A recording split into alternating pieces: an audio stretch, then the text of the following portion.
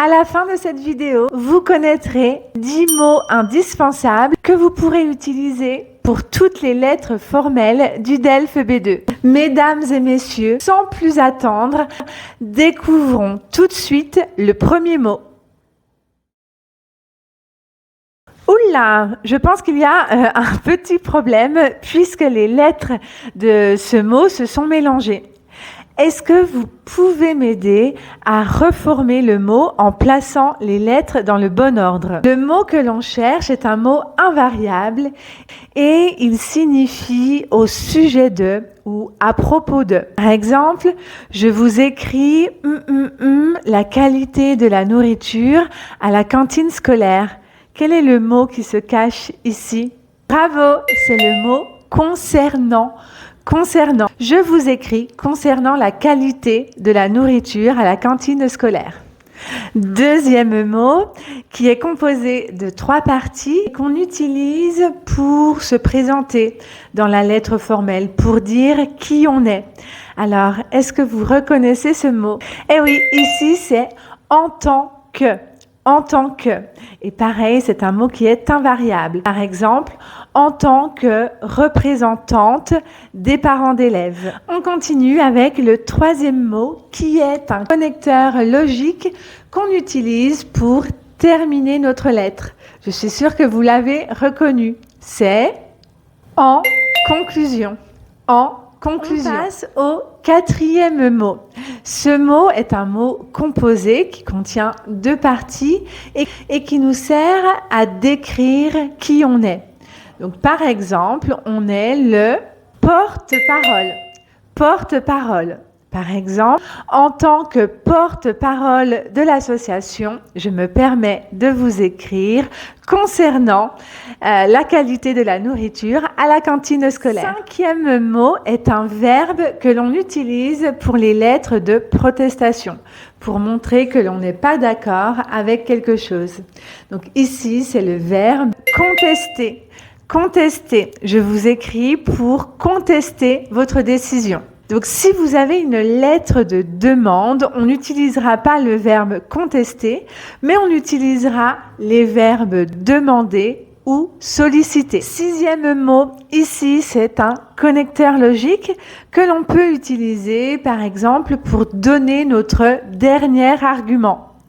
Donc, quel est ce connecteur logique? Bravo, c'est le connecteur enfin. Enfin. 7e mot, c'est également un connecteur logique et là, on va l'utiliser pour introduire notre premier argument.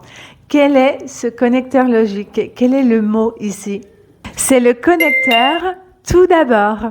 Tout d'abord. 8e mot, et c'est également un connecteur logique, puisque vous savez qu'il est très important d'utiliser les connecteurs logiques pour votre production écrite.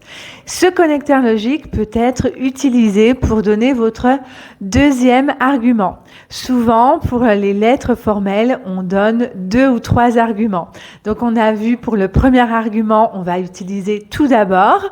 Pour le dernier argument, enfin, et pour le 2e argument, on va utiliser ce connecteur qui est ensuite, avant-dernier mot, ou plutôt phrase, puisque ici c'est la fameuse phrase qu'on utilise dans les lettres formelles afin de prendre congé, de terminer notre lettre. Est-ce que vous reconnaissez cette phrase? Je suis sûre que oui. Ici, c'est la phrase « Je vous prie d'agréer l'expression de mes salutations distinguées ».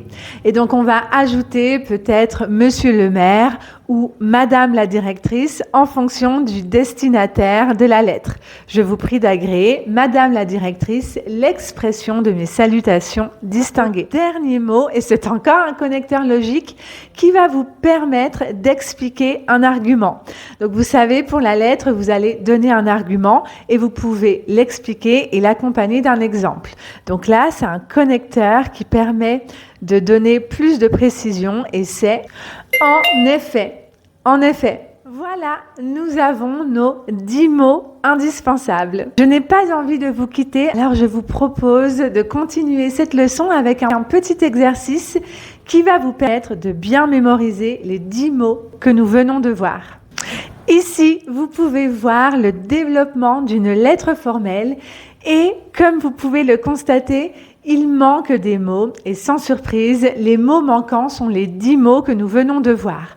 Donc vous allez devoir placer les mots que nous venons d'étudier ensemble dans cette lettre. Donc la lettre commence ainsi. De mon immeuble, je me permets de vous écrire pour. Ici, il manque 2 mots. De mon immeuble, je me permets de vous écrire pour.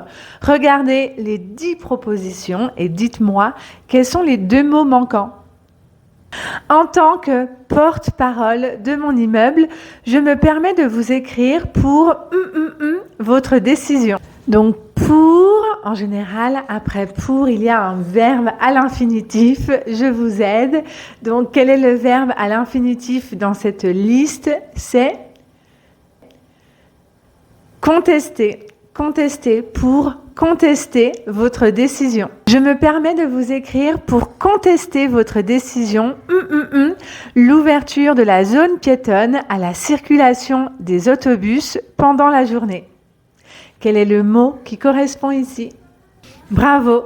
Concernant l'ouverture de la zone piétonne à la circulation des autobus pendant la journée. Ensuite, ici, on a le premier argument et donc on va l'introduire avec un connecteur logique.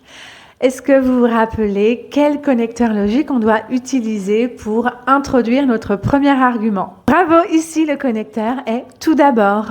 Tout d'abord, j'habite dans cet immeuble depuis 20 ans et les rues ont toujours été piétonnes, etc., etc. Ensuite, ici, il manque un autre mot et je vous aide. C'est un connecteur logique qu'on utilise pour expliquer notre argument. En effet, cette rue est une des plus importantes attractions touristiques de la ville. Ici, on va introduire notre deuxième argument. Donc, quel est le connecteur logique qu'on utilise pour introduire le deuxième argument? C'est ensuite, puis le connecteur pour le troisième et dernier argument, c'est le connecteur enfin. Et il nous reste 2 propositions. Donc ici, quel est le mot qui manque? C'est pour terminer la lettre. Donc je pense que vous avez trouvé, c'est le mot en conclusion. En conclusion. Et enfin, on termine avec la fameuse phrase dont on a parlé avant. Je vous prie d'agréer, Monsieur le maire, l'expression de mes salutations distinguées. Voilà, notre leçon est terminée. J'ai passé un merveilleux moment avec vous. Et je vous encourage à continuer votre préparation au DELF B2 avec cette leçon juste ici. N'oubliez pas de vous abonner à ma chaîne YouTube et on se retrouve très vite pour une prochaine leçon de préparation au DELF B2. Salut!